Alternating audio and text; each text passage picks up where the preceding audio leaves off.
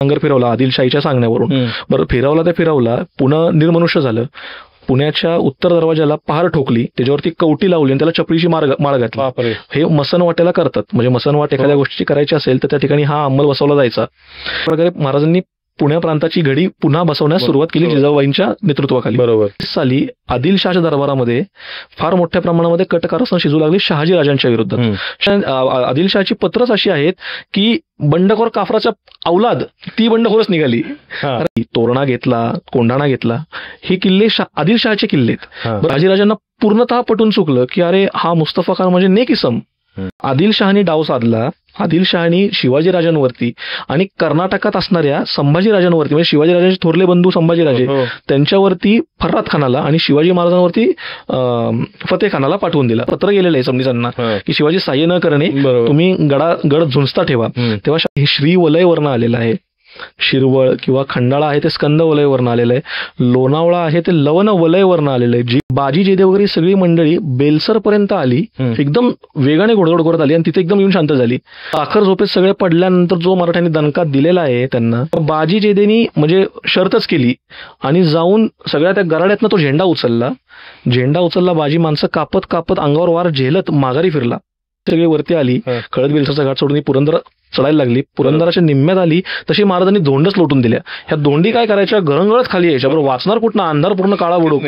आणि ही लोक आता खाली हलणार नाही. शिवाजी महाराजांनी बघितलं, शिवाजी महाराजांनी गडाचे दरवाजे उघडले. म्हणजे आता ही निकराशी युद्ध होणार होतं. मनगट म्हणजे शिवशिवती होती आणि मराठ्यांकडे नेताच नसल्यामुळे हुजूरच तोच खाविंद आमचा. बरोबर. तो खाविंद असल्यामुळे त्याच्याच आज्ञेने आपल्याच लोकांविरुद्ध उपसायचा. त्यामुळे असं या लढाईमध्ये परत आपल्या लोकांना माघार घ्यावी लागली. पण बाजी पासलकरांना तो म्हणजे आवेग आवरला नाही, तो द्वेष आवरला नाही आणि बाजी पासलकर या लढाईत पडले. शाहीचा दरबार त्यांना अशा प्रकारे आदिलशाही दरबारामध्ये त्यांची पूर्ण इब्रत घालवून शहाजीराजांना इथे आणलं गेलं हत्तीवर धिंड काढून. शिवाजीराजांनी मोगलांना पत्र लिहिलं. म्हणजे ते कुणाला लिहिलं पत्र शिवाजीराजांनी? औरंगजेबाला. कारण दक्षिणेचा सुभेदार म्हणून तेव्हा औरंगजेब आलेला आहे. महाराष्ट्र एकट्या माणसाने कोंढाणा घेतला. विशेष म्हणजे हे पाप आहे राजे. वडील खाविंद ही थोरली मसलत आहे. ते तुम्ही रामचंद्राचे वंश सांगू नका इथून पुढे. जर वडिलांना बोल लावणार असाल तर. बादशाच्या दरबारामध्ये जाणं म्हणजे कदमबोशी करावी लागायची. आता कदमबोशीचा अर्थ काय होतो की खाली वाकून बादशाचे चरण त्याचा मुखच घ्यावा लागायचा. हे शिवाजीराजांनी पुढे कानोजप्त्यात देखील असा उल्लेख केलेला आहे की अष्टप्रधान मंडळ तो हत्तीवरील अंकुश आहे. म्हणजे मी जर हत्ती असेल आणि माझ्यावरील जर काही अंकुश असेल तर त्या अष्टप्रधान मंडळाला महाराजांनी म्हणलेलं आहे. अष्टप्रधान युक्ती आणि बुद्धी आणि शक्तीचा जर एकत्र ताळमेळ झाला तरच ते राज्य साधता येतं. आणि शिवाजीराजे हे मुळात एक खूप चांगले श्रोते होते. शिवाजीराजे ह्या मंडळींनी तुम्ही मला काय शिकवताय हा जो उर्मट गुण मोऱ्यांकडे किंवा आदिलशाही बादशांकडे किंवा इतर मराठा राजांकडे होता. हे म्हणतो आपण की शिवाजीराजांचा तो बीजातून ते अंकुर बाहेर आलं बरोबर आणि त्याचा वट व्हायचा होता. पण या अंकुराकडे इतकी चेतना होती कारण त्यांचं कॅरेक्टर बिल्डिंग जे होतं ना, शिवाजीराजांचं स्वतःचं कॅरेक्टर जे होतं हे अत्यंत विलक्षण होतं. आणि आपल्याकडे इतिहास साहित्य संदर्भामध्ये जेध्यांच्या एकंदर वंशावळीत असणाऱ्या दस्ताऐवजांना फार महत्व आहे. त्याला आपण जेधे शकावली म्हणतो किंवा जित्ताच कुठे बादशाह बनला होता अली आदिलशाह, त्याच्या वतीने त्याची आई बडी बेगम ही कारभार पाहायची. आणि हा पट्टे नासो दरबारात आला. तो म्हणला माळेचे मणी असा उल्लेख केलेला आहे. म्हणजे शिवाजी झाकावा आणि एखाद्या पंतास काढावा, एखाद्या पंतास झाकावा आणि शिवाजीच काढावा, हे असे सगळे. नायकाशी लढत असताना संभाजीराजांना हररीने पुढे करून रसद न पाठवून उलट पक्षी मागणं तोफांचा मारा केला. तर मंडळी, आजच्या पॉडकास्टमध्ये जसं की तुम्हाला माहिती आहे की आपण एक सिरीज चालू केली आहे, हिंदवी स्वराज्य ते साम्राज्य, अक्षय सोमवंशी यांच्याबरोबर. तर आज त्याचा दुसरा भाग आपण प्रदर्शित करतोय. तर त्यामध्ये आपण अफजल खान वध याच्या पूर्वार्ध आपण बघितलेलं आहे की शिवाजी महाराज हे कसे घडले आणि अफजल खानाचा वध करण्यापर्यंत का पाळी आली. तर ह्या अशा अनेक गोष्टी आपण उलगडत गेलेलो आहे. चला तर मग बघूया.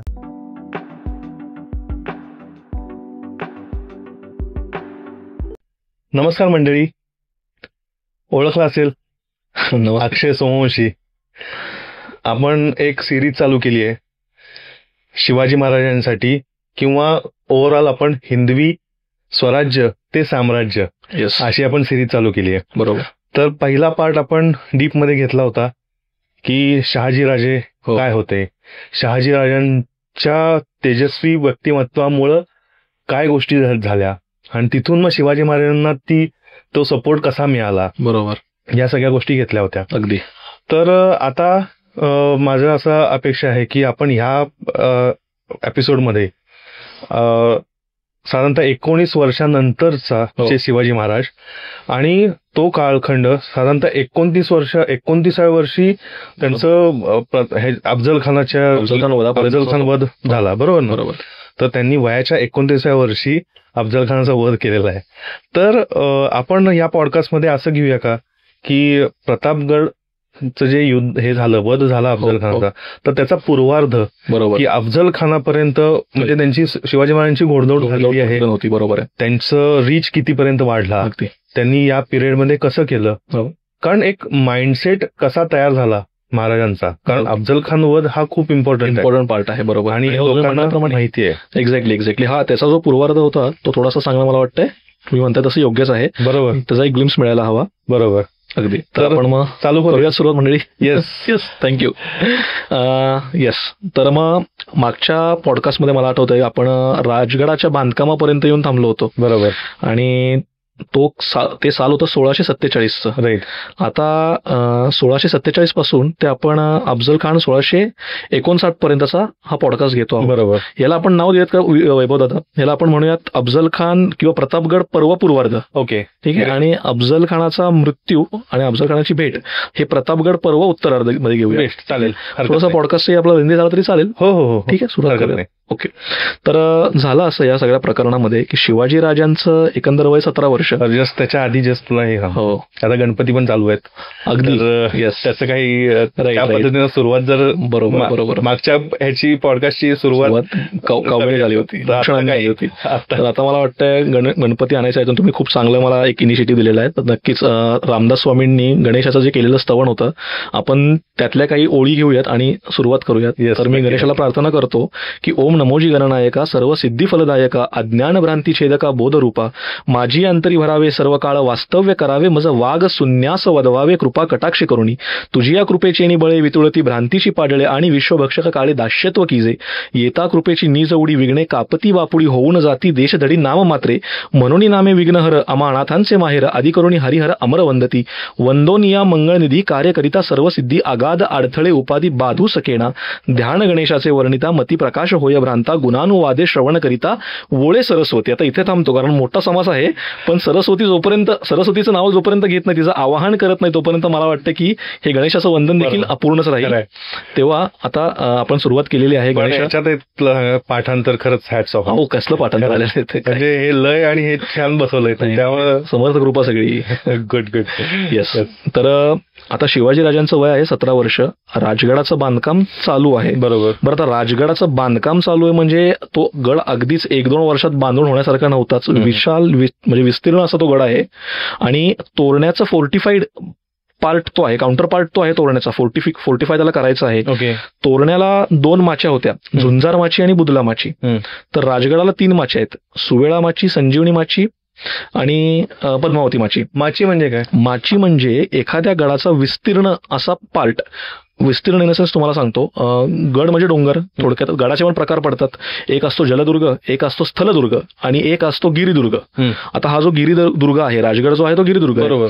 तर राजगडाला आता अर्थात डोंगर सगळीकडेच एकसारखा, गिरिदुर्ग म्हणजे डोंगरावरती असणार. एक्झॅक्टली. तर डोंगर तुम्ही बघितलात तर तो नेहमीच एका ठिकाणीच विस्तीर्ण नसतो, वरती काही प्लॅटू असतो, बरोबर आहे. आणि प्लॅटू नेहमीच वाईड नसतो, तो एका ठिकाणी येऊन निमुळता होत जातो, बरोबर आहे ना. तो जिथं निमुळता होतो ती जागा माची. लढण्यासाठी अत्यंत महत्वाची जागा म्हणजे माची. अगदी किल्ला पडला तरी केवळ बाले किल्ला आणि माची जर शाबूत असेल तर किल्ला पुन्हा ताब्यात घेता येतो. हे आपल्याला शिवाजी महाराजांनी पुढे तर त्यांनी 101 लढाई अशा केलेल्या आहेत की केवळ माचीच्या जोरावरती किल्ले आणलेले आहेत परत. तर माची हा असा पार्ट झाला. आणि अत्यंत विशाल हा गडाचा विस्तार आहे, त्यामुळे 1-2 वर्षात हा बांधून होत नव्हता. यात महाराजांनी बरेच श्रम उपसले होते. स्वतः महाराजांना हंडे सापडले होते तोरण्यावरती. बरं, ह्या तोरण्यावरच्या हंड्यांचं थोडंसं आपण परत मागे जातो थोडंसं. तोरण्यावरचे जे हंडे होते बरं का, त्यातली 4 नाणी देखील इकडे तिकडे कुठे लंपास झाली असा उल्लेख नाही. म्हणजे कारभाऱ्यांचं असणारं लक्ष आणि कारभाऱ्यांचं असणारं राज्यावरती प्रेम, म्हणजे स्वतःच घराचं कार्य करतोय अशा प्रकारे हे कारभारी कार्य करत होते, बरोबर. आता आपण काय करूयात, 47 सालाला थोडंसं लक्ष दिलं पाहिजे. 47 सालाकडं. महाराजांचं वय 17 वर्ष आहे. पण याच वेळेस शिवाजी राजांचे एक खंदे समर्थक आणि शिवाजी राजांच्या नावानी म्हणजे शिक्का महाराजांचा असायचा. प्रतिपतचंद्र लेखे व हा शिक्का राजांचा होता. पण त्या शिक्क्याखाली जे कारभारी कार्य करत होते दादोजी कोंडदेव या क्षणी निवर्तले, म्हणजे त्यांना देवआज्ञा झाली आणि दादोजी कोंडदेव नाहीसे झाले, म्हणजे इहलोक सोडून गेले. तेव्हा कोंढाणा महाराजांनी पुन्हा ताब्यात घेतलेला आहे 47 साली, म्हणजे वयाच्या 17व्या वर्षी महाराजांकडे कोंढाणा पण आलेला आहे. ही एक महत्वाची गोष्ट होती. आणि दादोजी कोंडदेवांनी 47 सालच्या म्हणजे त्यांचं देहावसन व्हायच्या आधी दादोजी कोंडदेवांनी पौड खोऱ्यातील कुवारीगड नावाचा किल्ला ढमाले देशमुखांकडनं काढून घेतला आणि तो शिवाजी महाराजांच्या पदरी आणला. कुवारीगड हा एक अत्यंत महत्वाचा किल्ला होता, म्हणजे आज लोकांना त्याचं नावही माहिती नाहीये. हा कुवारीगड दादोजी कोंडदेवांनी आणलेला किल्ला आहे. दादोजी कोंडदेवांनी आता त्या माणसाचा तो माणूस म्हणजे त्याला मी म्हणतो भिंत, शिवाजी महाराजांच्या मागे उभी असलेली एक न्यायाने झुकलेली भले पण भिंत. दादोजी कोंडदेवांचा कारभारही तसाच होता. अत्यंत तीक्ष्ण त्यांची नजर होती. वयाच्या अगदी 75 दादोजी कोंडदेव टेकलेले होते. आणि दादोजी कोंडदेव कारभारी आदिलशहाचे कार्यकर्ता शिवाजी राजांचं, म्हणजे वयाच्या उत्तर काळामध्ये जर आदिलशहाला ही गोष्ट कळली तर केवढा मोठा वरवंटा फिरायचा दादोजी कोंडदेवांच्या घरावर, विचार करा. पण ही माणसं जी शहाजी राजांनी आपण म्हणलं जमवली होती, ते या लोकांचं हे कार्य होतं. दादोजी कोंडदेव गेले, महाराजांवरचं ते एक महत्वाचं छत्र हरपलं. आता मात्र शिवाजीराजे स्वतःचे शिक्के कट्यार यांनी सज्ज झाले. शिक्के कट्यारांनी सज्ज झाले म्हणजे आज्ञा राजांनी करायची आणि इम्प्लिमेंटेशन देखील राजांनीच करायचं. पूर्वी आज्ञा राजे करत होते, दादोजी कोंडदेव न्याय करत होते, इम्प्लिमेंटेशन मोस्टली दादोजी कोंडदेव करत होते. आता राजांनी हे तिन्ही पक्ष बघायचे. बरोबर, ठीक आहे. किंवा त्यांची आई पण इनिशियली जिजाबाईंचं तर फारच मोठं, म्हणजे दादोजी कोंडदेव आणि जिजाबाई साहेब हे दोघंही सदरेवर असायचे. बरोबर, दोघंही सदर चालवायचे. शिवाजीराजे जे काही न्याय निवाडा करत होते हे दोघांच्या मतीनेच करत होते. बरोबर, म्हणजे अगदी स्वराज्याचं पिकलं पान जरी दादोजी कोंडदेव असले तरी त्यांची ती नीतिमत्ता, त्यांचा तो राज्यकारभारातला असलेला काटेकोरपणा आणि जिजाबाईंचं धर्मनिष्ठता आणि जिजाबाईंचं न्यायनिष्ठता या दोन गोष्टींवरनं हे स्वराज्य चालू होतं. याची सुरुवात अशी झालेली आहे. बरोबर, खरं आहे. एक्झॅक्टली. दादोजी कोंडदेवांनी तुम्हाला सांगतो एक म्हणजे थोडंसं आपला पॉडकास्ट मधला, दादोजी कोंडदेवांनी शिवापूर वसवलं, हे शिवाजी महाराजांच्या नावाने वसवलं. म्हणजे मुळात पुण्यामध्ये शहाजीराजांनी हा सगळा बंडखोरीचा प्रारंभ केल्यानंतर, म्हणजे यवनांच्या प्रती जी बंडखोरी महाराजांनी केली पातशाह्यांच्या प्रती, त्याचा निकाल असा की शहाजीराजांच्या पुणे प्रांतावरती गाढवाचा नांगर फिरवला गेला. रायाराव जगदाळे आणि मुरार जगदेव या दोघांनी मिळून हा नांगर फिरवला आदिलशाहीच्या सांगण्यावरून. बरं, फिरवला पुणे निर्मनुष्य झालं. पुण्याच्या उत्तर दरवाजाला पहार ठोकली, त्याच्यावरती कवटी लावली आणि त्याला चपळीची माळ घातली. हे मसनवाट्याला करतात. म्हणजे मसनवाट एखाद्या गोष्टीची करायची असेल तर त्या ठिकाणी हा अंमल बसवला जायचा. एक तुम्हाला उदाहरण सांगतो. गद्देघळ ऐकून आहात?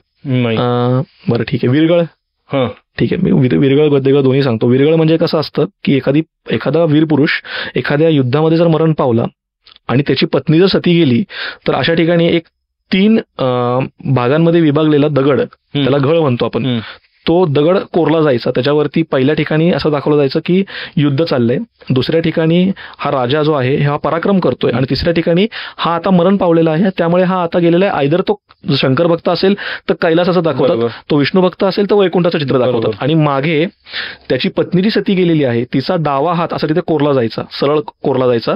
त्याच्या उजव्या बाजूला सूर्य आणि डाव्या बाजूला चंद्र असायचे, म्हणजे मी याची साक्ष आहे असा त्याचा अर्थ असायचा. त्याला म्हणायचं विरगळ. तशीच असते गद्देगळ युजली ब्राह्मण कारभाऱ्यांना दिली जायची.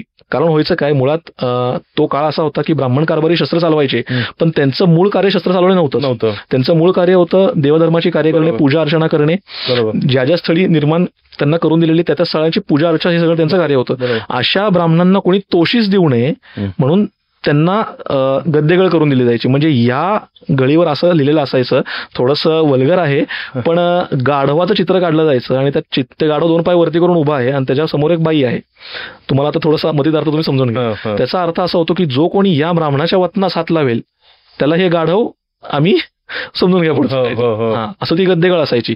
अशाच प्रकारे शिवाजीराजांच्या काळामध्ये जर एखादी जागा मसनवट करायची असेल, तिथे निर्मनुष्य ती जागा करायची असेल तर पार ठोकली जायची, त्याच्यावरती कवटी अडकवली जायची आणि चपला अडकवल्या जायची. असं पुण्यावर केलं. बापरे. शिवाजीराजांनी पुढे सोन्याचा नांगर पुण्यावर धरलेलाच आहे, हे आपल्याला माहिती आहे. किंवा पुणे वसवलं महाराजांनी.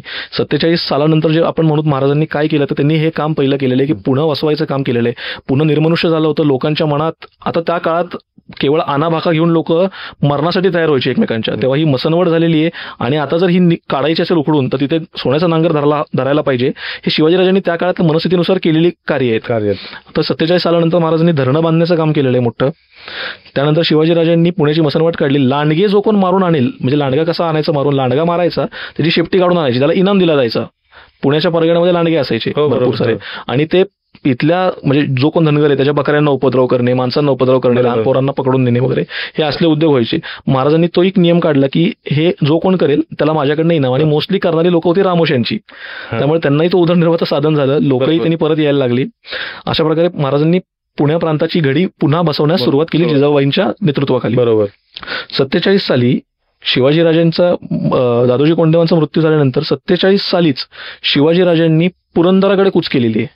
कारण झालं असं की 47 साली आदिलशहाच्या दरबारामध्ये फार मोठ्या प्रमाणामध्ये कटकारस्थान शिजू लागली शहाजीराजांच्या विरुद्ध.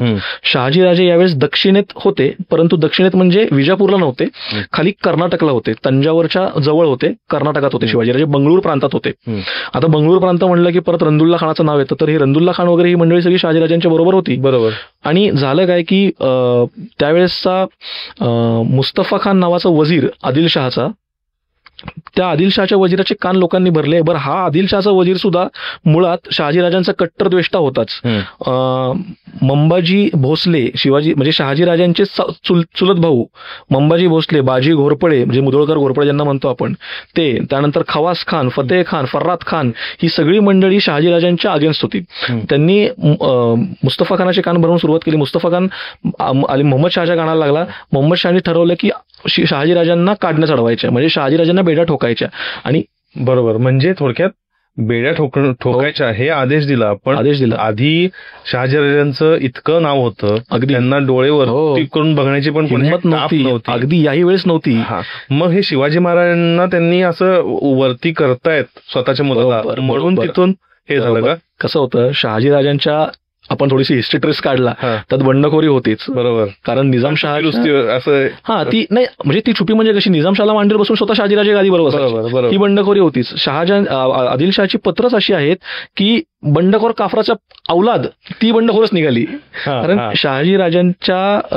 शिवाजीराजांनी पुणे प्रांतातले जे काही किल्ले घेण्यास सुरुवात केली, तोरणा घेतला, कोंढाणा घेतला, हे किल्ले आदिलशहाचे किल्ले आहेत. बरं, आदिलशहा इथे मान वर करून बघत त्याला वाटतं बाबा ही 5-50 टाळकी काय फंद करणार. पण आताशा कुठे त्यांना असं वाटू लागलं की बाबा हे पुढे जाऊन महागात पडू शकतं. आणि मुळात काय की शिवाजी कोणच नाही हो त्यांच्या दृष्टीने, शिवाजी आत्ता कोणच नाही, पण शहाजी राजा हा खूपच होता. बरोबर. आणि शहाजीराजे तिथल्या कर्नाटकातल्या हिंदू नायकांना आतून बराचसा पाठिंबा देतच होते. त्यांची राज्य खालसा करत नव्हते, जे की आदिलशहाचा मानस होता. आदिलशहानी त्याच्या भर दरबारात असं बोलून दाखवलं होतं की माझा असा मानस आहे की अल्लाला प्यारं व्हायच्या आधी इथली जेवढी केवढी रयत मला बाटवता येईल तेवढी मला बाटवायची. पण हे शहाजीराजे असल्यामुळे होत नव्हतं. कर्नाटक प्रांतात त्यांनी अक्षरशः धरून ठेवलेला हाताने. तंजावूर पर्यंत शहाजीराजांची मजल होती, त्यामुळे शहाजीराजे त्यांच्या प्रांतात त्यांच्या अखत्यारीखाली येऊन देत नव्हते. एवढं सहजासहजी अवघड होतं त्यांना येऊन. बरं, अफजल खान, खाने खानान, मोहम्मद खान तिथे होता असताना सुद्धा, खवास खान असताना, महाबत खान असताना, तुमचा मुस्तफा खान असताना, हे त्यांना तरी सुद्धा त्याला आदिलशहाला हे करणं शक्य नव्हतं. बरोबर. आणि त्याला ती जरवच शहाजीराजांनी तशी बसवली होती. मुळात झालं काय की आता शहाजीराजांना काढण्यास अडवायच्या, तर शहाजीराजांना पकडायचं कोणी, तर ही जबाबदारी उचलली मुस्तफा खानाने, जो वजीर होता. बरं, हा मुस्तफा खान कोण होता तुम्हाला थोडंसं आयडिया देतो. मुस्तफा खान अली आदिलशहाचा सासरा होता. आणि स्वतः तो जावई होता निजामशहाचा. त्यामुळे मोठं प्रश्न होतं. असं म्हणजे सामान्य व्यक्ती हा नव्हता मुस्तफा खान. आणि त्यांनी जबाबदारी घेतली. बरं, जबाबदारी घेतली तर हे बाकीचे जे मराठे जे राजांचा द्वेष करत होते तेही आले बरोबरच. बरं, या मुस्तफा खानाने काय केलं, जर राजांना समोरासमोर माहिती आहे हा मुस्तफा खान म्हणजे आपला कट्टर वैरी, तरी मुस्तफा खानाने कुराणे पाकच्या शपथा खाल्ल्या आणि म्हणलं की मी माझ्या मुलाची आतिश खानाची शपथ वाहतो की तुमच्या जीविताला मी धोका करणार नाही. नरोवा कुंजरोवा त्यांनी केलं बरं का, तुम्हाला ते कळेलच पुढे. तर झालं असं की मुस्तफा खानाने सगळी मंडळी गोळा केली, शहाजीराजांपुढे आनाबाखा घेतल्या, त्यांची वाहवाही करायला सुरुवात केली. शहाजीराजांना तो भेटण्यासाठी कर्नाटकात निघाला. कर्नाटकात तो महाराजांना भेटण्यासाठी निघाला, तर महाराजांना नाईलाज म्हणून त्याला सामोरं जाणं भाग पडलं. महाराज त्याला भेटताच त्यांनी आलिंगन दिलं महाराजांना, जे त्यांनी आतापर्यंत कधी केलं नव्हतं. हे सगळं बकरीमध्ये उल्लेख केलेला आहे. म्हणजे असं नाही की मी थोडंसं मीठ मसाला लावून सांगतोय, बकरीतला उल्लेखच तुम्हाला केवळ पोचवण्याचा प्रयत्न करतोय. शहाजीराजांना पूर्णतः पटून चुकलं की अरे हा मुस्तफा खान म्हणजे नेक इसम. आणि एके दिवशी रात्री हेरांनी बातमी आणली, अगदी कान्होजी जेध्यांच्या जे कारभारी होते त्यांनी बातमी आणून दिली महाराजांना, शहाजीराजांना, की अहो मुस्तफा खानाच्या जे काही तंबू आहेत त्या तंबू शामियानामध्ये लोक एकत्र येत आहेत आणि त्यात तुम्ही नाही आहात, म्हणजे ह्याचा अर्थ नक्कीच डाव तुमच्या विरुद्ध शिजतोय, तुम्ही सावध व्हा, आपल्यातलं एकही माणूस इथे नाही. पण शहाजीराजांचं म्हणजे त्यांनी अशी काही भुरळ घातली महाराजांवरती की महाराजांना वाटलं अरे हा काय करणार आहे तेव्हा. आणि नेमकं झालं तेच. रात्री 3-3:30च्या सुमारास मुस्तफा खानांनी, तो स्वतः मागे राहिला, अनाबाका नरोवा कुंजरोवा तो मागे राहिला, पण बाजी घोरपडे हा आला पुढे आणि महाराजांची युद्ध करता झाला. आणि छावणीला सावरायला वेळच नाही ना, महाराज स्वतःच म्हणजे गाफील बसले होते, त्यामुळे त्यांनी ऑर्डर सोडली नाही छावणीला गस्ती वाढवण्याची, पहारे वाढवण्याची, सैन्याने शस्त्र जवळ ठेवण्याची. आणि महाराजांना त्या रात्री काढण्यात चढल्या. बरं, आता काढण्यात चढल्या तर महाराजांना अगदी लगोलगच घेऊन पण येता येत नव्हतं कुठे विजापुरास, कारण आदिलशाहला ती जरब होती की ह्यांना जर आपण इथनं घेऊन गेलो होतं, हे जे नायक आहेत आजूबाजूचे हिंदू नायक हे येतील, म्हणून महाराजांना स्थानबद्ध केलं, आहात तिथे थांबा, त्यांचे सगळे पत्रव्यवहार थांबवले. याच वेळेस हेरांमार्फत शिवाजी महाराजांना ही गोष्ट कळली. पण आदिलशहानी डाव साधला. आदिलशहानी शिवाजीराजांवरती आणि कर्नाटकात असणाऱ्या संभाजीराजांवरती, म्हणजे शिवाजीराजांचे थोरले बंधू संभाजीराजे त्यांच्यावरती फर्राद खानाला आणि शिवाजी महाराजांवरती फतेह खानाला पाठवून दिला ऍट ए टाइम. कारण काय आहे की शिवाजीला आता म्हणजे शहाजीला जर आता जेरीस आणायचं असेल आणि शिवाजीला जेरीस आणायचं असेल तर बापास बेटा आणि बेट्यास बाप हेच दोघांना एकमेकांमध्ये गोवले तरच शिवाजी आणि शहाजी दोघे शरण येतील, अन्यथा येत नाहीत. बरं, आता बादशहानी पकडलं तिथं दात कुणाला मागणार हो, मस्तकच मारायचं, हेच त्याचं कन्क्लुजन. तर फर्राद खान संभाजीराजांवरती आणि फतेह खान महाराजांवरती चालून आला. याच दरम्यान शिवाजीराजांकडे पुरंदर किल्ला नव्हता.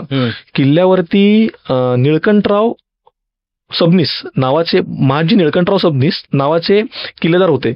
वंश परंपरागत याच महाजी सबनीसांकडे, निळकंठराव सबनीसांकडे किल्ल्याची किल्लेदारी वंश परंपरागत चालू होता. त्यांना 4 पुत्र. बरोबर. आणि शिवाजीराजांनी या आदिलशाहीच्या इमानी इतबरे चाकरी करणाऱ्या 65 वर्षाच्या म्हाताऱ्यास कळवलं की आम्हाच गडावर येऊन द्यावे, केवळ गडावर येऊन द्यावे, सैन्यानिशी गडावर येतो आहोत. त्यांना माहितीये काय येते, सबनीसांनाही माहितीये की फतेह खान तिकडे निघालेला, कारण सबनीसाला फतेह खानाचं पत्र गेलेलं आहे सबनीसांना की शिवाजी सहाय्य न करणे, तुम्ही गड झुंजता ठेवा.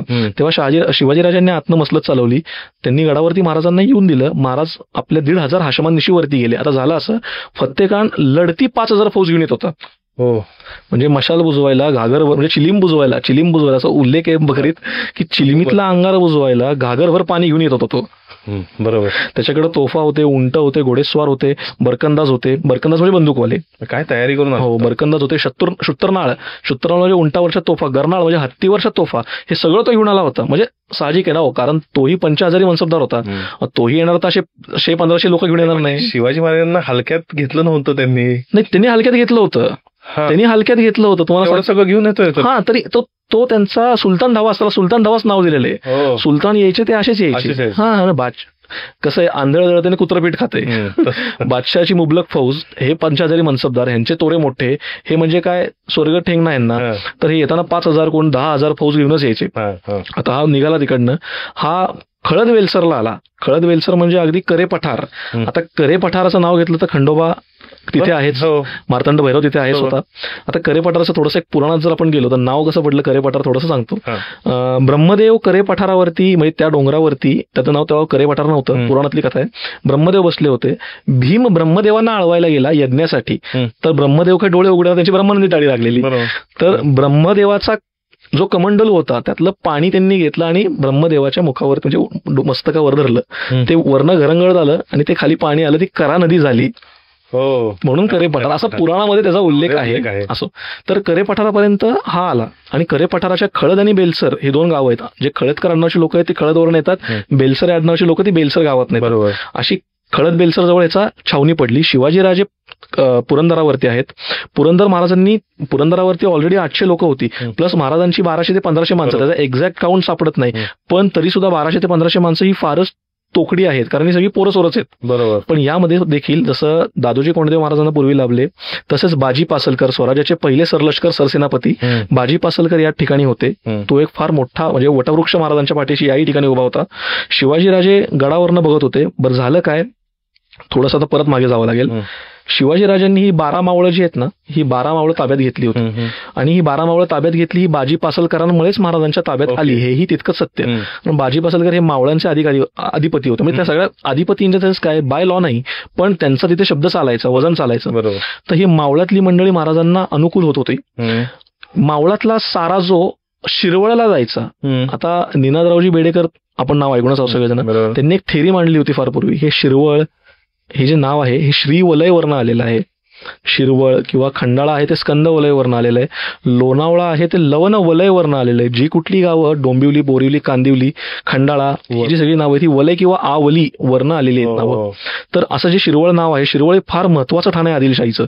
कारण आदिलशाहीचा दक्षिणेत येणारा सगळा सारा हा शिरवळात जमा व्हायचा. ओके. म्हणजे दख्खन सुभ्यावरनं येणारा सगळा सारा शिरवळ सुभ्यात जमा व्हायचा.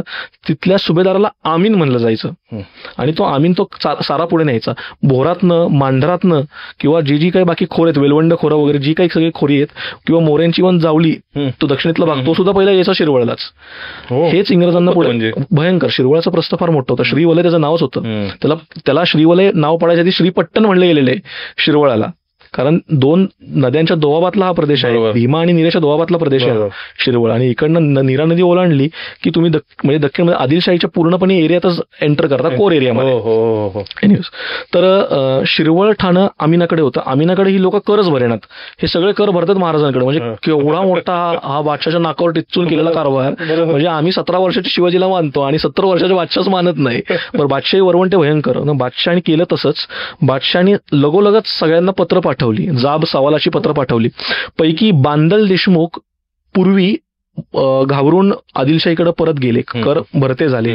खोपडे देशमुख परत कर भरते झाले, म्हणजे शिवाजी महाराजांकडे जमा करण्यात. पण जेध्यांनी मात्र तसं केलं नाही. अर्थात आता या दरम्यान जेधे ही तुरुंगवासातच पडलेले शहाजीराजांबरोबर त्यांचे प्रामाणिक इसम म्हणून. तर शिवाजीराजांनी शिरवळातला आमीन त्याला जुमानेनाथ, शिवाजीराजे पण देखील जुमानेनाथ. शिवाजीराजांनी काय केलं, आमिनालाच तडाखा दिला जाऊन. पुरंदरावरनं आमिनालाच तडाखा द्यायचं ठरवलं. मग त्यांनी काय केलं, शिवाजीराजांनी गोदोजी जगताप नावाचा त्यांचा एक मोठा शिलेदार होता. हे गोदोजी जगताप म्हणजे सासवडच्या घाटावर तुम्ही गेला तिथं आज सुद्धा त्यांचा एक पुतळा आहे. हे तिथलेच जगताप, गोदोजी जगताप. गोदोजी जगताप, भीमाजी चोर, भीमाजी वाघ, भीमाजी चोर ही दोघं मंडळी. त्यानंतर शिवाजीराजांचे बापूजी मुदगल देशपांडे ही व्यक्ती ही सगळी महत्वाची इसम शिवाजीराजांनी गोळा केले. आणि त्यांनी सांगितलं की तुम्ही थेट सुभानमंगळ किल्ल्यावरच, किल्ले सुभानमंगळावरती म्हणजे शिरवळचा किल्ला, त्या किल्ल्यावरच तुम्ही हल्ला चढवा. आता हा किल्ला देखील परत स्थलदुर्गाच्या श्रेणीत येतो. म्हणजे भुईकोट किल्ला आहे, अगदीच थोडका किल्ला आहे. म्हणजे मातीच्या सगळ्या भिंती आहेत किल्ल्याला आणि खंदक नावापुरता आहे. त्यामुळे हा किल्ला अगदी लगोलगच घेतला जातो. पण या किल्ल्यात ऑलरेडी आदिलशहानी कुमक पाठवली होती, ती म्हणजे हैबतराव शिळीमकरांची. तर हैबतराव शिळीमकर या किल्ल्यातून बसला होता. हैबतराव शिळीमकर म्हणतो, सॉरी, हैबतरावांचं नाव आडनाव येत नाहीये, पण हैबतराव होता, शिळीमकर नाही बरं का, शिळीमकर वेगळे. हैबतराव त्या किल्ल्यात होता. तर हैबतरावाला कळायच्या आधीच शिवाजीराजांची पाठवलेली सैन्य किल्ल्याच्या आत घुसलं. हैबतराव खासा मारला गोदोजी जगतापने हैबतरावास मारला. सुभानमंगळ ताब्यात घेतला आणि सुभानमंगळ ताब्यात घेऊन ते पुन्हा म्हणजे जी काही त्यातली लूट मिळाली ती लूट घेऊन परत प्रतापगडाकडे, राजगडाकडे, पुरंदराकडे निघाले. तोपर्यंत सांज झाली होती, म्हणजे संध्याकाळ झाली होती. ह्यांच्या घोड्याने चारा दाणा देखील खाल्ला नव्हता असं बकरीमध्ये उल्लेख आहे. आणि त्याच क्षणी शिवाजीराजांनी ठरवलं की अरे आपण फतेखानाच्या मूळ मोर्चाकडेच गेलं पाहिजे, त्याला मराठी दणका काय असतो ते दाखवलं पाहिजे. हा, म्हणजे गनिमी काव आपण ज्याला म्हणतो, गनिमी कावाचा हिसका त्याला दिला पाहिजे. आणि याच लोकांनी पुन्हा मोहीम काढली. पण यावेळेस शिवाजीराजांनी कान्होजी जेधे नाईक देशमुखांचा मुलगा बाजी जेधे यास पाठवले बरोबर. या मध्ये पहिले त्याला पाठवलं नव्हतं, पण आता बाजी जेधेंना पाठवली. सगळी माणसं जवळचीच महाराजांच्या बरं का. बरं, तुम्ही म्हणताल 1200 माणसं का, शिवाजी महाराजांकडे याहीपेक्षा जास्त माणसं नव्हती का? तर होती, पण असतं कसं, एखाद्या सैन्याचा जर विस्तार बघायचा झाला तर लढती फौज किती, कारण तुम्हाला किल्ल्यावर देखील फौज लागतेच ना. 500-600 मावळे तुम्ही किल्ल्यावरही ठेवता. त्या आसपास साधारणपणे आपण समजू की महाराजांकडे 3500 ते 3600 लोक होती, पण लढती फौज आता केवळ 1200 ते 1500 स्वारांचीच होती. तर शिवाजीराजांनी यावेळेस बाजी जेदेस पाठवलाय आणि बाजी जेदे वगैरे सगळी मंडळी बेलसरपर्यंत आली, एकदम वेगाने घोडदौड करत आली आणि तिथे एकदम येऊन शांत झाली. कारण आता घोड्यांचा पुढे टापांचा आवाज देखील आला नाही पाहिजे, एकदम शांततेत जाऊन करायचं. बरं, ह्याला हा फत्ते खान म्हणजे हे सगळे सुलतान ढवास परत हे एकदम निवांत, म्हणजे रंगमहाल सजलेले असायचे, बिर्याण्या खाऊन झोपायचे, सकाळी उठायचं, नाच गाणं दारू तमाशा करायचा, सकाळी जे काय बोलते सकाळी भुकून, सगळ्या सपाटीवर लढायचं सवय ना, माहिती नाही ना किचकट बांधतात, माहिती नाही लढायचं कसं. तर बेलसरपर्यंत ही सगळी मंडळी येऊन थांबली. बेलसरपासून पुढे ते रात्रीचा 3रा प्रहर व्हायची वाट बघत होते. साखर झोपेत सगळे पडल्यानंतर जो मराठ्यांनी दणका दिलेला आहे त्यांना, तर फतेखानाला कळे ना मराठे आले कुठनं, म्हणजे हे मराठेच आलेत का काय गोंधळ नेमका उडाला हे फतेखानालाच कळे ना. मराठ्यांनी अत्यंत तिखट प्रतिकार केला.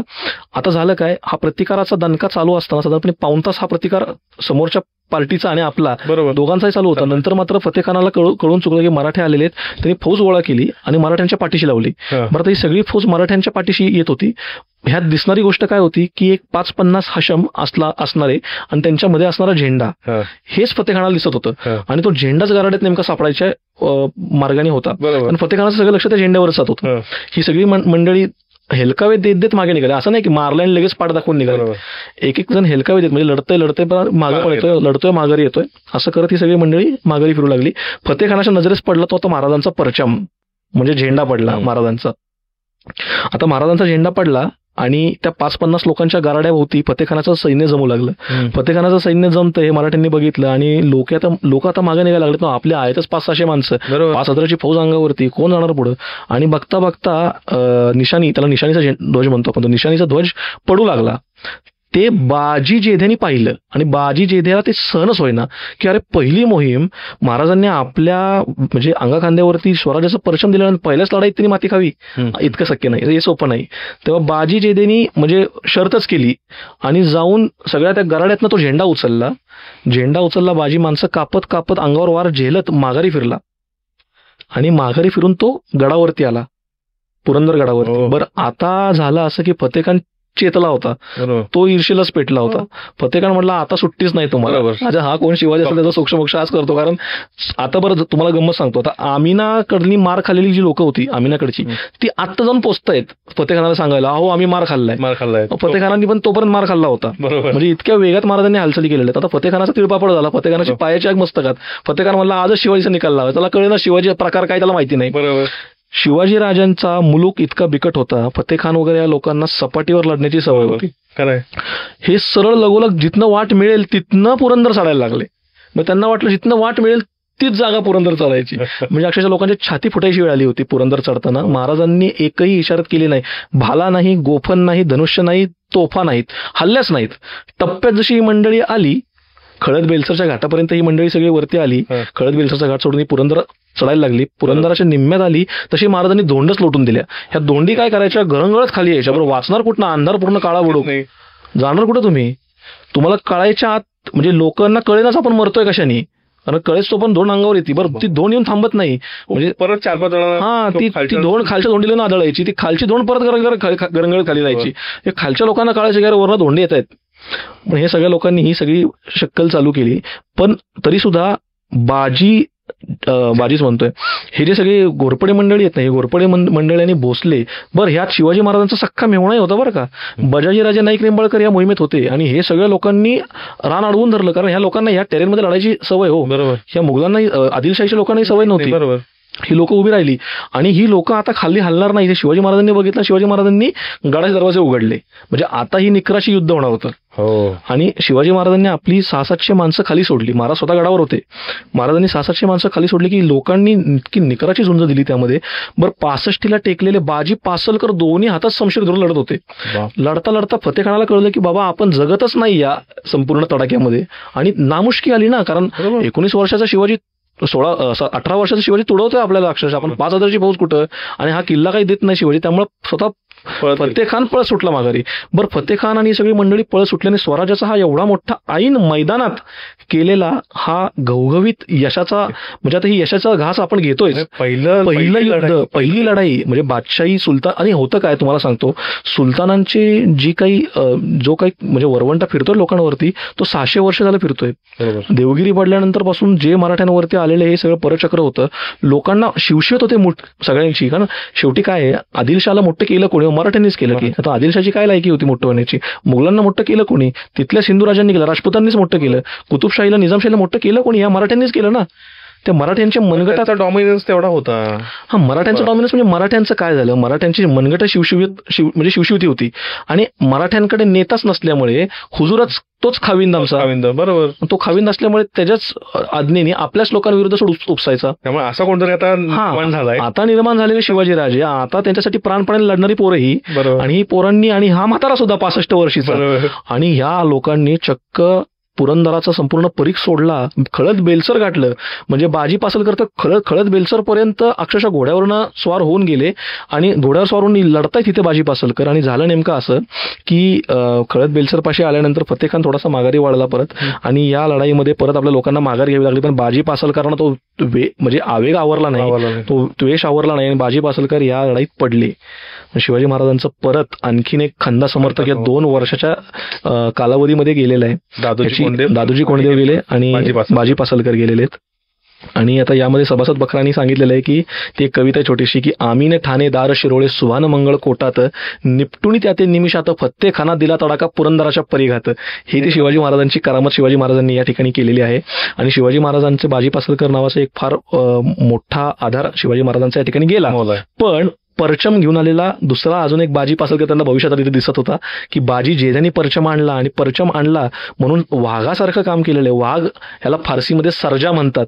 म्हणून बाजीच्या त्या म्हणजे कान्होजी जेध्यांच्या त्या छाव्याला शिवाजी महाराजांनी खरंच नाव दिलं सर्जाराव जेधे. बाजी सर्जाराव जेधे हे त्यांचं नाव झालं. बरं, याच दरम्यान तंजावरला कर्नाटकात असणारा फर्राद खान याची देखील संभाजीराजांनी चांगलीच खांडोळी केली. म्हणजे निभार तुडवले हो दोघांना. आणि बरं, शहाजीराजांना आणायची यांना हिंमत होईना. आता जवळजवळ 1 वर्ष निघून गेलेलं आहे, 48 सालचा काळ निघून गेलेला आहे, 49 सालचा काळ आलेला आहे. खान मोहम्मद म्हणतोय की बाबा हे शहाजीराजांनी तू एक काम कर, तूच घेऊन जा अफजल खाना. आणि आता अफजल खान हा आता पुन्हा या प्रकरणात पिक्चरमध्ये आता परत पिक्चरमध्ये म्हणजे मस्तकात म्हणतो ना आपण, डोक्यात गेला हा माणूस माझ्या. हा आता अफजल खान इथे 12 हत्तींवरनं शहाजीराजांना आणलं गेलेलं आहे. म्हणजे कसं 12व्या हत्तीवर शहाजीराजे आणि 11 हत्ती दौलत, इतकं ते शहाजीराजांचा खजिना आणि त्यांची सगळ्या चीज वस्तू त्यांनी हत्तींवर लादल्या. शहाजीराजांना काढण्या चढवलेल्या, दोन्ही पायात दोन्ही हातामध्ये काढण्या असतात. आणि अक्षरशः म्हणजे भांडी वाजवत, भांडी म्हणजे काय तर तुमचे ते काही सगळे ढोल ताशा ही सगळे बडवत करणे नगारे फुंकत शहाजीराजांना, ज्यांना एकेकाळी आदिलशाह दरबार थरथरा कापत होता, आदिलशाहीचा दरबार, त्यांना अशा प्रकारे आदिलशाही दरबारामध्ये त्यांची पूर्ण इब्रत घालवून शहाजीराजांना इथे आणलं गेलं हत्तीवर धिंड काढून. हे अफजल खानानं आणलं. अफजल खानाने आणलं म्हणजे बादशाचीच अशी मर्जी होती. पण हे अफजल खानाने अजूनच ती म्हणजे अँप्लिफाय करून त्यांना तिथे आणलं. ऑब्व्हियसली हा त्याचा राग होताच. आणि तो मुळात म्हणजे काय की अफजल खान म्हणजे आपण तो उत्तरार्धात बघणारच आहोत अफजल खान प्रकरणामध्ये. पण अफजल खान कट्टर हिंदू द्वेष्टा होता. त्याचं असं म्हणणं होतं की हिंदू राजे नकोतच, हे हिंदू मांडलिकच नकोत आदिलशाहीच्या दरबारात. तर त्यांनी शहाजीराजांना असं वाजत गाजत आणलं. अख्ख्या कर्नाटकातनं त्यांची धिंड निघाली, विजापुरातनं धिंड निघाली आणि शहाजीराजे हुजूर दाखल झाले. शहाजीराजांना काढण्यात चढवलं. तर शिवाजीराजांचं वय जिथे 19 वर्ष आहे, शिवाजीराजे बघा काय करतात. शिवाजीराजांनी मोगलांना पत्र लिहिलं. म्हणजे ते कुणाला लिहिलं पत्र शिवाजीराजांनी? औरंगजेबाला. कारण दक्षिणेचा सुभेदार म्हणून तेव्हा औरंगजेब आलेला आहे महाराष्ट्रामध्ये. तर औरंगजेबाला शहाजीराजांनी आता इथे परत एक मुत्सद्दी व्यक्ती शिवाजीराजांच्या पदरी असणारा ते म्हणजे सोनोपंत डबीर. ओके. हा, ही सोनोपंत डबीर यामध्ये हायलाईटमध्ये प्रकाशामध्ये येत आहेत. सोनोपंत डबीरांना शिवाजी महाराजांनी औरंगजेबाकडे पाठवलं, जो दख्खनचा सुभेदार आहे. आणि सोनोपंत डबीरांकरवी महाराजांनी असा म्हणजे निरोप पाठवला की सोनोपंतांनी सांगितलं औरंगजेबाला की हे आदिलशाहीचे घेतलेले जे काही आम्ही किल्ले आहेत याला तुम्ही मान्यता द्या. शिवाय मी शहाजहान बादशहाचा मांडलिक आहे, मी शहाजहान बादशहाच्या वतीने इथे हे किल्ले घेतोय, असं त्यांनी सोनोपंत डबीरांकरवी पत्र पाठवलं. शहाजहान बादशाहानी आणि औरंगजेबानी निहायत खुश होऊन शिवाजीराजांना अभय दिलं. त्यांना माहितीच नाही ना शिवाजी हा काय इसम आहे अजून त्याची ओळख नव्हती. त्यांना वाटलं शिवाजी म्हणजे काय एक जागीरदाराचा पुत्र आहे, पण त्यांना माहिती नव्हतं त्यांनी कुठल्या on which ground Shivaji standing. तर त्यांनी शिवाजी राजांना अभयदान दिलं आणि सांगितलं की हो तुम्ही आमचे मांडली गाता. गाईड कोण करायचं शिवाजी महाराजांना? अर्थात हा एक महत्वाचा प्रश्न होता. तुम्हाला गंमत सांगतो, हे थोडंसं आपण पुढचा भाग आहे पण थोडा अलीकडे ओढूयात. शहाजीराजे तंजावरहून सुटले कसे? हे सोनोपंत डबीरांनी ही करामत केली, शिवाजीराजांनी ही करामत केली, त्यांना सोडून आणलं. कारण आदिलशाहीला भीती काय होती की अरे हा आता मुघलांचा मांडलिक झालेला आहे, सबब ह्याच्या बापाला आपण जर कैदेत घेतलं तर मुघल उद्या म्हणतील की तुम्ही माझ्या म्हणजे माझा जो अंकित आहे त्याच्या वडिलाच कैदेत घालतं, तर मग आम्ही तुमच्यावरच खप्पामर्जी होतो. अशा प्रकारे भिवून अली आदिल शहाने आधी मोहम्मद शहाने शहाजीराजांना रित केलं, म्हणजे सोडलं. आता झालं काय, शहाजीराजे सुटले पण एका अटीवर सुटले. बंगळूर शहाजीराजांना द्यावं लागले या सगळ्या प्रकरणामध्ये. प्लस शहाजीराजे शिवाजीराजांना लिहितात की तुमचा कोंढाणाही देऊन टाका, कारण तसं शहाजीराजांनी कबूल केलं होतं. शिवाजी महाराजांचं मस्तकात परत ही गोष्ट काही तर शिवाजीराजांना पटेलच ना की बाबा मी रक्त गाळून इथे जो कोंढाणा, म्हणजे अगदी लढाई न करताच कोंढाणा त्यांनी घेतला. बापूजी मुदगल देशपांडेंनी हा कोंढाणा अगदी चुटकीसरशी घेतला. म्हणजे त्या कोंढाणा घेण्यासाठी देखील परत महाराजांना काहीच श्रम करावे लागलेले नाहीत. एकट्या माणसाने कोंढाणा घेतला. विशेष म्हणजे तोरण्यावर तरी महाराज काही लोक घेऊन गेलते. बापूजी मुदगल देशपांडा, हा मी देशपांडा मुद्दाम म्हणतो, देशपांड्यांनी याबद्दल म्हणजे कुठल्याही देशपांड्यांनी वाईट वाटून घेऊ नये, पण देशपांडा जेव्हा मी म्हणतो तेव्हा मी ते आपुलकीने म्हणतो आणि त्यांच्या म्हणजे भिंतीसारख्या आणि आकाशासारख्या मोठ्या कार्यासाठी त्यांना तसं उल्लेख करून करतो मी. इव्हन घोरपड्यांना सुद्धा घोरपडा जेव्हा म्हणतात, भोसल्यांना भोसला म्हणतात, ते प्रत्येकच वेळेला मगरुरी वजा किंवा त्यांना चिडवण्यासाठी म्हणत नाहीत, तर त्याची कीर्ती सांगण्यासाठी म्हणतात. भले ती मिजाजखोरीची का असे ना, पण ती कीर्ती आहेच ना. त्यांची पीळ जो आहे मिशीला तो मिजाजखोरीचा असेल पण तो मिशीला पीळ आहे ना असं. म्हणून हे देशपांडे यांनी एकट्याने जेव्हा हा किल्ला घेतलेला आहे मसलत करून, बापरे. हे असे बापूजी मुदगल देशपांडे महाराजांच्या पदरी असणारे एक माणसं म्हणजे रत्नच. बरोबर. तर झालं असं की शिवाजीराजांना सांगितलं कोंढाणा देता करा. शिवाजी महाराजांचं म्हणजे त्यांना ते सहनच म्हणणं की बाबा मी कोंढाणा देत नसतोय. म्हणून शिवाजीराजांनी सोनोपंत डबीरांपुढेच शहाजीराजांच्या नावाने कडे फोडायला सुरुवात केली की ह्यांनी कसा काय मागितला किल्ला आणि किल्ल्यासाठी मी इथं मरमर मरतो. ह्यांनी सहजासहजी सांगितलं कसं काय मी कोंढाणा देतो. तेव्हा सोनोपंत डबीरांनी सांगितलं की हे पाप आहे राजे, वडील खावीन ही थोरली मसलत आहे, ते तुम्ही रामचंद्राचे वंश सांगू नका इथून पुढे. जर वडिलांना बोल लावणार असाल तर. रामचंद्रांनी वनवास भोगला होता, तुम्ही रामचंद्राचे वंशज लावता. अर्थात शिवाजीराजे पुन्हा त्यांना ते कळलं की बाबा त्यांचं वय तसं होतं म्हणा, 19 वर्षाचं त्यांचं वय होतं की शिवाजीराजांनाही लगेच सावरून घेतलं की म्हणले की बाप जात्यांपुढे दौलत म्हणजे काय मुलाची. शिवाजीराजांनी देऊन टाकलाय कोंढाणा आणि अशा प्रकारे शहाजीराजे त्यातनं सुखरूपपणे बाहेर निघून आलेले आहेत. ऑब्व्हियसली रक्त खवळणार असतं. शिवाजीराजांना 18-19 वर्ष आणि मांडलिकत्व स्वीकारण्याचे त्यांना त्यांच्या त्या रक्तातच नाही ना, मांडलिकत्व मी स्वीकारणार आणि जिजाबाईंचं त्यांना पूर्ण पाठिंबा असं. आणि तिथे शहाजीराजांचे थोरले पुत्र संभाजीराजांनी मोठी कर्तबगारी केली. नंतरच बादशहानी पितापुत्रांना एकत्र बोलवलं दरबारामध्ये. पितापुत्रांना दरबारात बोलवून बरं आता कसं असायचं, बादशाच्या दरबारामध्ये जाणं म्हणजे कदमबोशी करावी लागायची. आता कदमबोशीचा अर्थ काय होतो की खाली वाकून बादशाचे चरणच त्याचा मुखच घ्यावा लागायचा, ह्याला कदमबोशी म्हणतात. आणि आणि ही त्यावेळेसची अत्यंत सर्रास चालणारी प्रथा होती. मग त्यासाठी कोणालाही इमान वाटत नसायचं. म्हणजे एकेकाळी अगदी म्हणतो ना आपण की 100ला भारी पडणारे मराठे, चिवट मराठे मोडेल पण वाकणार नाही, जसं ज्यांचा बाणा असायचा, हे कदमबोशी करायची बादशांची. पण शहाजीराजे दरबारात आले, त्यांना कदमबोशी करायला लावली नाही बादशांनी, केवळ कुर्निश करा. म्हणजे हा मोठा मान झाला. आणि हे बघून सगळे दरबारातील लोकांनी मुठी पिळले असतील की अरे कदमबोशी करायला लावत नाही, एवढं आम्ही करतोय, आम्ही मराठे करतो आहोत आणि ह्यांना करायला लावत आणि हा तो गुन्हेगार शहाजीराजा म्हणजे असं सगळं एकंदर प्रकरण झालं. त्यानंतर पुढे शिवाजीराजांनी काय केलेलं आहे की जुन्नर पेठ ही महाराजांनी लुटलेली आहे या दरम्यान. 1656 सालचा हा काळ आहे. पण 56 थोडं फारच लांब जाईल, आपण थोडंसं अलीकडे येऊयात परत. शिवाजीराजांनी त्यांचे मामा, सावत्र मामा म्हणून चाकणला जे मोहिते, त्यांचं नाव त्यांचं नाव काय, संभाजी मोहितेच तिथे होते. तुकाबाई मोहित्यांचे ते बंधू होते. शिवाजीराजांचे सावत्र मामा, शहाजीराजांच्या धाकट्या ज्या राणी सरकार होत्या तुकाबाई मोहिते, त्यांचे ते बंधू. संभाजी मोहिते चाकणचा संपूर्ण सुपा आणि चाकण हे सगळं दोन्ही त्यांच्या हातात होतं. आणि बरं, हे त्यांच्या हातात होतं म्हणजे काय की ह्याचा रेव्हेन्यू ते घेत होते स्वतः आणि दाखवताना काय दाखवायचे की मी ह्या रेव्हेन्यू शहाजी राजांना थोरल्या मसुदीला पाठवतोय, पण स्वतःकडे ठेवायचे. आणि कारण मध्ये त्यांना हे करायला कोणच नाही ना, की त्याच्यावरती निरीक्षण करायला कोणच नाहीये. बरं, शिवाजीराजे तिथं स्वतः असताना शिवाजीराजांना ते जुमानत नसत. एके दिवशी शिवाजीराजांनी दिवाळी आली हे पाहून दिवाळीत ऐन दिवाळी शिवाजीराजे मामांकडे गेले, म्हणजे दिवाळीची पोस्त घ्यायला आलो, असे बखरीतले शब्द आहेत. दिवाळीची पोस्त घ्यायला म्हणून आलोय. शिवाजीराजे दिवाळीची पोस्त घ्यायला म्हणून गेले आणि म्हणजे त्याआधी शिवाजीराजांच्या कानावर मामांच्या करामती आल्याच होत्या. आणि तिथल्या देश कुलकर्ण्याला मामांनी केवळ 157 होणांसाठी देश कुलकर्ण्याची कातडी लोळवली होती. कारण देश कुलकर्ण्याला सगळा हिशोब शहाजीराजे विचारायचे. देश कुलकर्णी इमानी इतबारी होता. देश कुलकर्णी म्हणला मामासाहेब हे चुकीचं चाललेलं आहे, कारभारी हे चुकीचं चाललेलं आहे. पण देश कुलकर्णी कोण? कारभारी मोठा, मी महाराजांचा मेवणा, तू काय मला शांतपणा शिकव. पण हा देश कुलकर्णी शेवटी न्याय मागायला जिजाबाई साहेबांकडे आला. जिजाबाई साहेबांकडे आल्यानंतर जिजाबाई साहेब अर्थात न्यायमूर्ती, शिवाजीराजांनी ही गोष्टच पटेना. शिवाजीराजे गेले मामाची पोस्त घ्यायला. मामाची पोस्त घ्यायला म्हणून गेले, संपूर्ण दप्तर चाळलं आणि म्हणले मामाला काढण्याचा अडवा, मामाला ताब्यात घ्या. विचार केला नाही, म्हणजे आपलीच मंडळी चपापली, शिवाजी महाराजांबरोबर गेलेली विश्वातली मंडळी चपापली. त्यांना वाटलं अरे शिवाजीराजे म्हणजे गोडी गुलाबीने घेऊन थोडंसं खांद्यावरून हात फिरवून सांगतील की मामासाहेब असं चुकीचं आहे. पण अर्थात महाराजांनी सांगितलं ताब्यात घ्या. त्याच दरम्यान महाराजांनी त्यांची घोडी ताब्यात घेतली आणि किल्लाही ताब्यात घेतला. बापरे. आणि पाय उतारवा म्हणले, आजपासून हा संपूर्ण सुभा मी बघणार आहे. परत बरं, आता हे नाजूक नातं आहे, सावत्र आईचे ते बंधू आहेत. तो थोडंसं तर शिवाजी महाराजांवरती बर्डन होतं, पण तेही महाराजांनी जुमानलेलं नाही. आणि शिवाजी महाराजांनी तो चाकण आणि सुप्याचा संपूर्ण भाग आपल्या ताब्यात घेतलेला आहे. मगाशी आपण एक डिस्कशन करत होतो की बाबा औरंगजेबापर्यंत शहाजीराजे अटकेत आहेत आणि औरंगजेबापर्यंत या गोष्टी हे करतायत. कोणी त्यांना सुचवलं होतं? सोनोपंत डबीरांनी. म्हणजे सोनोपंत डबीरांनी सुचवलं म्हणण्यापेक्षा सोनोपंत डबीर औरंगजेबाकडे गेले. औरंगजेबा ही बेरकी जी होती ना सोनोपंत डबीरांकडची, ही दुसरा कुठला तिथे व्यक्ती जाऊ शकत नव्हता. No one was match to Sonopant Dabir. Sonopant Dabir was Sonopant Dabir.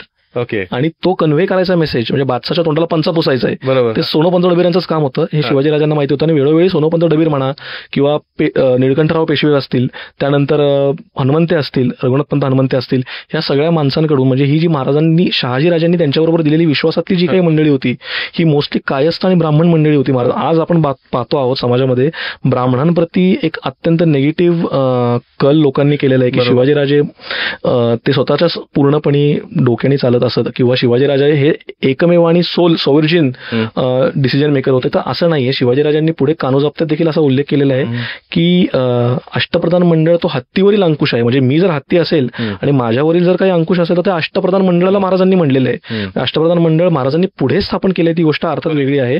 पण ही मंडळी तर महाराजांबरोबर ऑलरेडी आहे. आणि जरी त्याला अष्टप्रधान मंडळ नाव नसलं किंवा त्यांच्या जबाबदाऱ्या महाराजांनी तितक्याशा विस्तृत करून सांगितलेल्या नसल्या तरी ही एक थिंकिंग, एक म्हणतो ना थिंक टँक, हा थिंक टँक महाराजांच्या मागे. थोडक्यात हे डिस्कशन ह्या सगळ्यांबरोबर व्हायचं की काय काय करायला पाहिजे, ह्या सिच्युएशनला कसं, सगळ्यांनी डिस्कशन करून डिसिजन घेऊन नक्कीच एक मतानं 100%. म्हणजे तुम्हाला त्याचा गंमत सांगतो, कारण शिवाजी महाराजांचा एवानं मुक्काम राजगडाला गेला होता. शिवाजी महाराजांनी शिवापूर सोडून महाराज आई सरकारांबरोबर राजगडावर मुक्कामास गेले होते. म्हणजे राजगडाचं बांधकाम चालूच आहे, अजून सदरा बांधून होतातच आहेत, त्यानंतर खलबतखाने बांधून होत आहेत, त्यानंतर तिथले जे मेटरच्या जागा आहेत, शाकारणीच्या जागा आहेत त्या सगळ्या तयार होत आहेत, होळीचे माळ तयार होत आहेत, तिथल्या बाजारपेठा वगैरे तर नाही म्हणणार पण पागा तयार होत आहेत आणि बालेकिल्ला तयार होतो. हे सगळ्या दरम्यान महाराज तिथे गेलेत राहिला. आणि आश्चर्य वाटेल तुम्हाला, राजगडावर जितके खलबतखाने तितके रायगडावर पण नाहीयेत. म्हणजे ही खलबत होत होती. शिवाजीराजे म्हणजे म्हणतो ना, युक्ती आणि बुद्धी आणि शक्तीचा जर एकत्र ताळमेळ झाला तरच ते राज्य साधता येतं. आणि शिवाजीराजे हे मुळात एक खूप चांगले श्रोते होते. शिवाजीराजे ह्या मंडळींनी तुम्ही मला काय शिकवताय हा जो उर्मट गुण मोऱ्यांकडे किंवा आदिलशाही बादशांकडे किंवा इतर मराठा राजांकडे होता, हे मुद्दाम सांगण्याचं कारण असं की अनेक म्हणजे चंद्रराव मोरे झाला किंवा चंद्रराव मोरेच कशाला, अगदी देवगिरीचे यादव सुद्धा ह्याच न ऐकण्याच्या किंवा चुकीचं ऐकण्याच्या गुणामुळे गाफील राहिल्यामुळे पडलेले आहेत. शहाजीराजे सुद्धा देखील एव्हाना या कामामुळे म्हणजे कान्होजी जेद्यांचा जो कारभारी होता तो सांगतो शहाजीराजांना, पण शहाजीराजे गाफील राहिले. पण हा शिवाजी महाराजांकडे गुण नव्हता. आपण पुढे त्या सुरत लुटेच्या दरम्यान महाराजांनी काय केलं आणि अष्टप्रधान मंडळांनी महाराजांना सांगितलं की 2दा सुरत मारली, 3ऱ्यांदा मारली, कशावरून परत याल, हा प्रश्न जो महाराजांना केलेला आहे आणि महाराज तेव्हा थांबलेले आहेत. हा जो कारभाऱ्यांचा काही गुण होता हा नक्कीच शिवाजी महाराजांकडे तो ते ऐकत होते. हो ऐकत. आणि 100% ही लोक एक सांगतो की शिवाजीराजे म्हणजे सोल शिवाजीराजे नव्हते. शिवाजीराजे एक उत्तम नेता होता, पण एक उत्तम नेता काय असतो?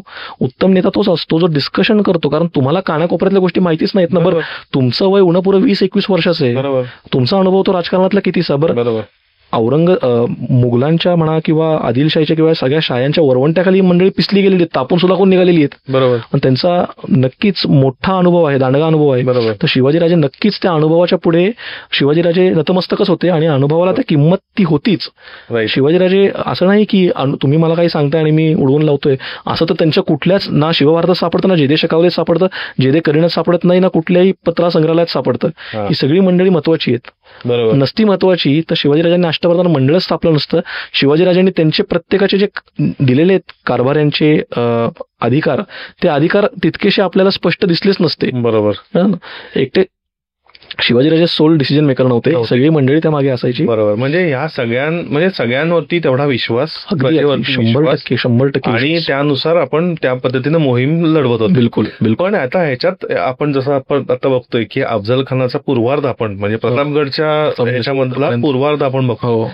म्हणजे आता त्याच्यामध्ये आपण आता बोलता बोललो की इतकं विचित्रपणे शहाजीराजांना त्यांनी खजील करून त्यांनी अगदी कारण त्यांचं फार मोठं प्रस्ताव होतं.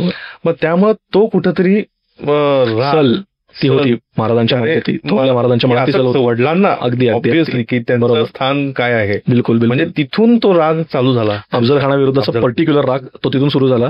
बरं, दुसरं एक प्रकरण झालं 1649 साली. चंद्रराव मोरे जो होता जावळीचा, त्याचं मूळ नाव दौलतराव. चंद्रराव हा त्यांना किताब असायचा. जावळी प्रकरण सुरू व्हायच्या आधी शिवाजीराजांनी जावळीसाठी काय केलं हे इथून सांगण्याचा हा मला वाटतं पॉइंट राहील. तर 49 साली चंद्रराव मोरे मरण पावला. दौलतराव मोरे त्याचं मूळ नाव. हा दौलतराव मोरे मरण पावल्यानंतर त्याची जी बायको होती ती शिवाजी महाराजांकडे आली. ती म्हणली आदिलशाहीकडे सुद्धा जाऊ शकत नाही. कारण होतं काय, इंग्रजांनी पुढे एक कायदा काढला होता, त्याला डॉक्ट्रिन ऑफ लॅप्स म्हणतात. म्हणजे तुमचा जर औरस वारस जर जिवंत नसेल किंवा तो नसेल हयात तर आम्ही ते राज्य बळकावणार आणि मग आम्ही आमचं तिथे कोणतरी कारभारी नेमणार आणि मग तुम्हाला दुसरा काही पर्याय नसायचा, तुम्हाला हो म्हणण्याशिवाय दुसरा काही तिथे उपाय उरायचा नाही.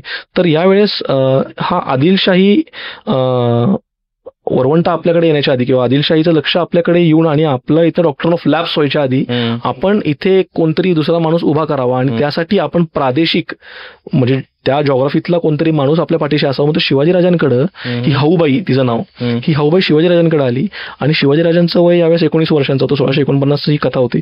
शिवाजीराजांनी आत्ताशा कुठे म्हणतो आपण की शिवाजीराजांचा तो बीजातून ते अंकुर बाहेर आलं होतं आणि त्याचा वट व्हायचा होता. पण या अंकुराकडे इतकी चेतना होती कारण त्यांचं कॅरेक्टर बिल्डिंग जे होतं ना, शिवाजीराजांचं स्वतःचं कॅरेक्टर जे होतं हे अत्यंत विलक्षण होतं आणि 17 वर्षांच्या पोरांच्या मागे लोक जीव ओतून उभी होती कारण शिवाजी महाराज तसं कॅरेक्टर होतं. बरोबर.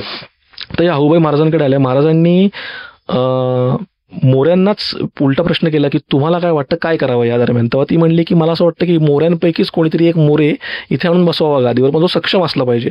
आता हाऊबाईचं सुद्धा स्वतःचं वय जास्त होतं, त्या 60ला टेकल्या होत्या. त्या मागतायत मदत शिवाजीराजांकडे जो 19 वर्षाचा आहे, मग त्यांना भाऊ केलं त्यांनी. 19 वर्षाचा भाऊ राहा, त्या 60 वर्षाच्या हाऊबाई. बरं, आता इथं कुणाला आणून बसवायचं म्हणजे तो बारका पोरगा आणून उपयोगाचा नाही ना, तो डिसिजन मेकर असला पाहिजे. उद्या हाऊबाई हयात राहतील न राहतील कोणाच ठाऊक. तेव्हा हाऊबाईंच्या मनात फार होतं की शिवथर खोरं जे जावळीचाच एक भाग होतं, शिवथर खोऱ्यातल्या मोरे घराण्यापैकी एक मोरे आणून बसवावा म्हणून तिने तिथे निवड केली. ती म्हणजे यशवंतराव मोऱ्याची. हा जावलीतला दुसरा चंद्रराव बनला आणि या यशवंतराव मोऱ्याला 2 पोरांसहित बाजी आणि कृष्णाची 2 पोरांची नावं त्या तिने दत्तक घेतलं आणि गादीवर बसवलं. आणि 49 साल या धामधुमीत ओलांडून गेलं. महाराजांनी स्वतः जावळी घेतली नाही बरं का, घेणं शक्य होतं महाराजांना कारण जावळी जागाच विलक्षण होती. महाराजांना जावळी महत्वाची होती, महाराजांना ती पाहिजे होती. बरं, आता जावळी महाराजांनी दौलतरावाच्या म्हणजे चंद्ररावाच्याकडे सोपवली. महाराजांनी हा न्याय स्वतः केला. आदिलशाह परत म्हणजे आदिलशहाला हे सहनच होईना की अरे मी इथे असताना जावळी माझा प्रांत आणि विचारते कोणाला इथे शिवाजीला पोरासोरांना. त्यांनी अफजल खानाची नियुक्ती आत्ता केलेली आहे 1649 साल. ही फार महत्वाची गोष्ट आहे की 1649 साल आता अफजल खानाचा शिवाजी राजांशी प्रत्यक्ष येणारा संबंध, पण अफजल खानाला 49 साली जावळीचा सुभेदार म्हणून नामजद केल्यानंतर अफजल खानाला जावळीत येण्याचा फार कंटाळा, कारण तो यापूर्वी जावळी त्यांनी रुस्तुमे जमान आणि रंदुल्ला खानाकडे तो ऐकून होता. तो आला नव्हता जावळीत कधी, पण रुस्तुमे जमान आणि रंदुल्ला खानाकडे तो ऐकून होता की जावळी फारच विलक्षण जागा आहे आणि बिकट जागा आहे. पण या जावळीवर तो येण्यासाठी निघाला, पण निघाला म्हणजे कसा निघाला, त्यांनी पत्र पाठवलं. पत्र कुणाला पाठवलं? जेध्यांना पाठवलं. कान्होजी नाईक जेध्यांना पाठवलं. आता या दरम्यान शहाजीराजे तिथनं सुटल्यानंतर शहाजीराजांनी पहिलं काही काम केलं असेल तर कारभाऱ्यासहित कान्होजी जेध्यांना मावळात पाठवून दिलं. कारण आता मी तुम्हाला सांगितल्याप्रमाणे पासलकर उरलेले नाहीयेत. मावळावरती पासलकरांनंतर कुणाचा जरब असेल तर ती जेध्यांची होती. बरं, जेध्यांचा एक थोडासा ग्लिम्स देतो. आपल्याकडे इतिहास साहित्य संदर्भामध्ये जेध्यांच्या एकंदर वंशावळीत असणाऱ्या दस्तऐवजांना फार महत्व आहे. त्याला आपण जेधे शकावली म्हणतो किंवा जेधे करिणा म्हणतो. ओके, ही 2 अत्यंत महत्वाचे डॉक्युमेंट आहेत आणि या डॉक्युमेंटमध्ये असणारे उल्लेख आणि संदर्भ इतके प्रॉम्प्ट आहेत की शिवभारतामध्ये येणाऱ्या तिथ्यांना आणि मित्यांना हे संदर्भ अत्यंत म्हणजे क्रॉस करतात लगेचच, की हे ग्वाही देतात, हो हे याच दरम्यान याच साली झालेले व्हॅलिड होतं. म्हणजे समजा तुम्ही सांगितलं की शुक्ल पक्षातली किंवा आषाढातला एखादा तिथी आहे तर ती आषाढातली स्थिती तिथे निघते, पौषातली तिथे पौषातली स्थिती तिथे निघते, शुक्ल पक्षातली आहे तर शुक्ल पक्षच, कृष्ण पक्ष तर कृष्ण पक्षच, की तिथे ती कुठेच असं दाखवत नाही की हे कुठेतरी चुकतंय. इतकी जेधे शकावली आणि जेधे करिणा महत्वाचं आहे. या जेध्यांना एक पत्र आलं आदिलशाहीचं म्हणजे अफजल खानाचंच पत्र आलं. अफजल खानाचं पत्र आलं की शिवाजीस कुठल्याही प्रकारची मदत न करता त्यास लगोलगच जाऊन म्हणजे मावळातली जी काही मंडळी तुमच्या हाताशी येतील ती घेऊन आणि तुमचे खासी निसे म्हणजे तुमचे खासी माणसं घेऊन शिवाजीस तुम्ही बंड करा, म्हणजे तुम्ही शिवाजीला मोर्चे लावा. हे पत्र एकटं त्याला गेलं नाही, परत हे पत्र देशमुखांना सगळ्या मावळातल्या सगळ्या देशमुखांना गेलं. केदारजी देशमुख म्हणजे केदारजी खोपडे, खंडोजी खोपड्याचा भाऊ म्हणजे भाऊबंदकीतला हा केदारजी खोपडे हा लगेच परत ह्यात माघारी फिरलेला आहे. पूर्वी खोपडे जे फिरले, खंडोजी खोपडे वगैरे सगळी मंडळी फिरले, आता केदारजी खोपडे गेला निघून. पण हे पत्र जेध्यांनी आणलं आणि ते शिवाजी महाराजांच्या स्वाधीन केलं. महाराज हे असं पत्र आलेलं आहे. महाराज म्हणले धास्ती नसावी, तुम्ही काम करत राहा. बरं, या दरम्यान शिळीमकरांनाही पत्र आलं. गुंजन खोऱ्यातल्या शिळीमकर जे होते, हैबतराव शिळीमकर, मगाशी मी जो हैबतराव म्हणलं तुम्हाला, माझं नाव मला लक्षात आलं नाही, ते हैबतराव शिळीमकर हे वेगळे आणि ते हैबतराव वेगळे. हा, हे हैबतराव शिळीमकरांनाही पत्र आलं. हैबतराव शिळीमकरांनाही महाराजांनी तेच सांगितलं, तुम्ही घाबरू नका, तुम्हाला काही तोशीस होणार नाही. अफजल खानातून फार लांब आहे. 49 सालचा हा काळ होता. आता 49 साली अफजल खान यायचा, पण तोच मोऱ्यांवरचं संकट टळलं आणि अफजल खानाची स्वारी कर्नाटकाकडे वळाली. त्यामुळे मोरे त्या ठिकाणी स्थिर झाले. हा, आता झालं काय की याच दरम्यान शिवाजीराजांचं म्हणजे एकामागे एक काळ पुढे लोटत होता. औरंगजेब खासा दक्षिणेतून बसला होता आणि औरंगजेब दक्षिणेतून बसला होता, तो दक्षिणेचा सुभेदार, आणि त्याच्या डोक्यात एकच होतं की शिवाजी तर त्याच्या खिसगंतीत नव्हता. शिवाजी कोण हे त्याला काहीच म्हणजे शिवाजी महाराजांना असं केलं, शहाजीराजांना असं केलं तर शिवाजीराजे त्याच्या म्हणजे काहीच नव्हतं त्याच्या अनुषंगाने. त्याला पहिलं बुडवायचं होतं ती आदिलशाही आणि कुतुबशाही. त्याचा सगळा रोग त्याच बाजूने होता, कारण तो दक्षिणेचा सुभेदार होता. त्याला दक्षिणेची सुभेदारी शहाजहानने बहाल केली होती.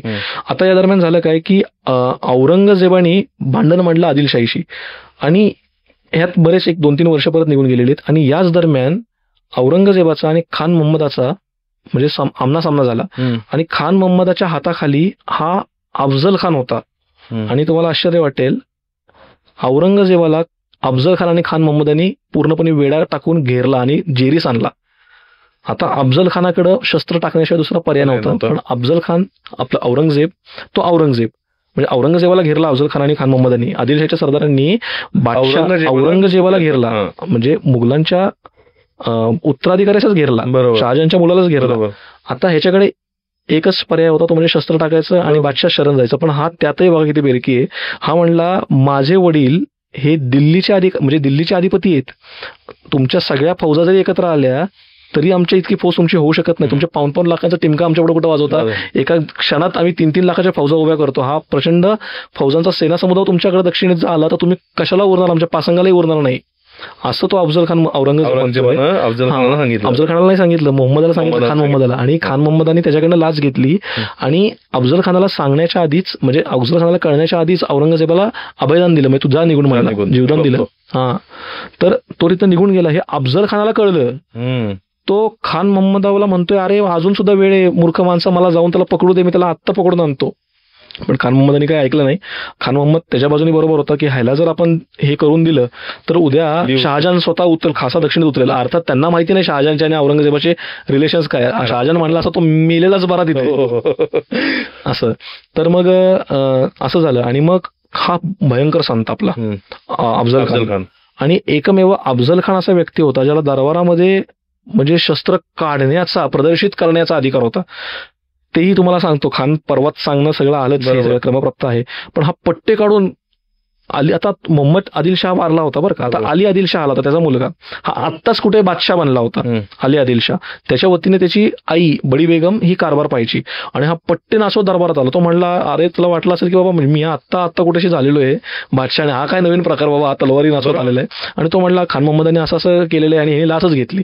अर्थात आता खान मोहम्मदांनी लाच घेतली याचा कुठेही पुरावा नाही, पण लाच घेतली असं ह्यानेच सांगितलं. आणि खान मोहम्मद ज्याच्या हाताखाली अफजल खान काम करतोय त्या अफजल खानाने खान मोहम्मदाचा विजापूरच्या दक्षिण द्वारावरती अक्षरशः फडशा पाडला, मारेकरी घालून त्याला संपवून टाकला. विजापूरच्या कल्याण दरवाजापाशी त्याला संपवून टाकला खान मोहम्मदाला. असा हा अफजल खान भयंकर व्यक्ती होता. बरं, आता हे झालं कुठे प्रकरण, औरंगजेब पुन्हा उत्तरेकडे निघाला. पण उत्तरेकडे निघण्याआधी, औरंगजेब उत्तरेकडे जाण्याआधी औरंगजेबाने, तुम्हाला गंमत सांगतो, औरंगजेब जाण्यामागचं कारण एक, शहाजहान आजारी पडला. शहाजहान आजारी पडायच्या आधी औरंगजेबाला ती, म्हणजे शहाजहान आजारी पडल्यानंतर औरंगजेबाला ती गडबड लागली होती की आपल्याला जायचंय बापाला भेटायला नाही, राज्य ताब्यात घ्यायला. मूळ 4 भाऊ दाराशुको, शुजा, मुरादबक्ष आणि औरंगजेब, ती चौघांमध्ये रशिकेत चालू होती. बापाचं असं म्हणणं होतं शहाजहानचं, इथून पुढे दाराशुको हा बादशाह बनला पाहिजे. दाराशुको हा ऍक्च्युली खूपच सेक्युलर व्यक्ती होता. तो पंडितांना वगैरे एक थोडासा ग्लिम्स म्हणून सांगतोय, पंडितांना एकत्र घ्यायचा, काझींना एकत्र घ्यायचा किंवा मौलवींना एकत्र घ्यायचा, दोघांमध्ये संवाद घडवायचा की तुमचा धर्म मोठा किंवा तर्कशास्त्र घडवायचा. आणि मचमूल बहरीम नावाचा त्यांनी ग्रंथ लिहिला, म्हणजे 2 समुद्रांचा संगम. मचमूल म्हणजे संगम, बहरीम म्हणजे समुद्र, 2 समुद्रांचा संगम, म्हणजे एक हिंदू समुद्र आणि एक मुसलमान समुद्र. थोडक्यात काय की विचारांचा वैचारिक समुद्र, या दोघांचा संगम म्हणजे मचमूल बहरीम. ह्याला श्लोक पाठ होते, म्हणजे गीतेतले हा श्लोक पठन करून घ्यायचा लोकांकडे. तो त्याच्यात तर्क, म्हणजे त्याच्यात तो त्याचे अर्थ समजून घेण्याचा प्रयत्न करायचा. त्यावेळेस गीता संस्कृतमध्ये होती किंवा जी काही भागवतम असेल किंवा हे सगळं संस्कृतच होतं, हे त्याने फारसीमध्ये कन्वर्ट करायचा. आणि त्यांनी ही उपनिषद पण फारसीमध्ये कन्वर्ट केली. त्याला नाव दिलं अल्लोपनिषद. उपनिषदांचं म्हणजे फारसीलायझेशन केलं त्यांनी आणि त्याला नाव दिलं अल्लोपनिषद. असा हा होता व्यक्ती. पण ह्याला औरंगजेबाला हा अजिबात मान्य नव्हता. औरंगजेब माघारी निघाला. शिवाजीराजांनी त्याला परत पत्र पाठवलं. परत सोनोबंद डबीर या अख्ख्या सिनारिओमध्ये आहेत. सोनोबंद डबीर म्हणतायत, तुम्ही खाविंद आहात, आम्ही तुमचे सेवक आहोत, आता तुम्ही आम्हाला अभय असंच तुमचा असू द्या, आमच्याशी आता असंच गोड राहावा. आणि असं म्हणून कुठे ना कुठे 12 दिवस होत आहेत, तो शिवाजी महाराज जुन्नरला निघाले. केवळ 600 माणसांनिशी निघाले. बघा, जुन्नर पेठ महाराजांनी लुटून काढलेली आहे. त्यामध्ये महाराजांना 200 अरबी घोडे मिळालेत जुन्नर पेठेमध्ये. म्हणजे असं त्यात उल्लेख आहे, सभासदाच्या बकरीमध्ये असा उल्लेख आहे की इतर चीज वस्तू एकीकडे आणि हे 200 अरबी घोडे एकीकडे. आणि महाराजांचा अरबी घोड्यांवरती म्हणजे किंवा एकंदरच पागेवर किती प्रेम होतं हे आपण मागच्याच पॉडकास्टमध्ये ऐकलेलं आहे. यस्य अश्वा तस्य मेदिनी, यस्य अश्वा तस्य जयम.